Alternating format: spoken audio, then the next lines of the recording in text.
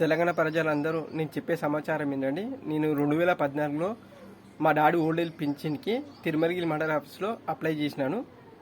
ఈ తిరుమలగిరి మండల ఆఫీస్లో పనిచేసిన అధికారులు మా డాడీ ఓల్డ్ ఏజ్ పింఛన్ అప్లికేషన్ ఫామ్ని ఐఆర్ ఆఫీసర్కి పంపించలేదు, కలెక్టర్ ఆఫీసర్కి పంపించలేదు. అదేవిధంగా సార్ కంప్యూటర్లో కూడా పెట్టలేదు.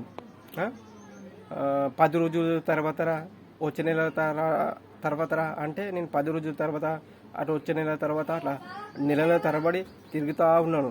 తిరిగినా అట్లా 3 ఏళ్ళ దాకా వేస్ట్ అయింది. 3 ఏళ్ళు వేస్ట్ కాగానే హైదరాబాద్ కలెక్టర్ ఆఫీస్కి పోయి నేను కంప్లైంట్ ఇచ్చిన ఓల్డ్ ఏజ్ పెన్షన్కి సంబంధించి ఏళ్ళ తరబడి తినిపించినని నేను కంప్లైంట్ ఇస్తే హైదరాబాద్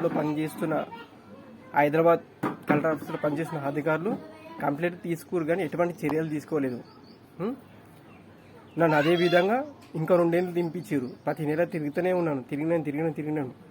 ఈ తిరుమలగిరి మండల ఆఫీసర్లు కలిసి అదేవిధంగా హైదరాబాద్లో పనిచేస్తున్న అధికారులందరూ కలిసి నన్ను ప్రతి నెల ఓల్డ్ ఏజ్ పెన్షన్ గురించి తినిపించి 5 ఏళ్ళు వెయిట్ చేసి 5 ఏళ్ళ పెన్షన్ లాస్ చేసారు. దానికి సంబంధించిన పూర్తి వీడియో నేను అప్లోడ్ చేస్తాను, మీరందరూ చూడండి.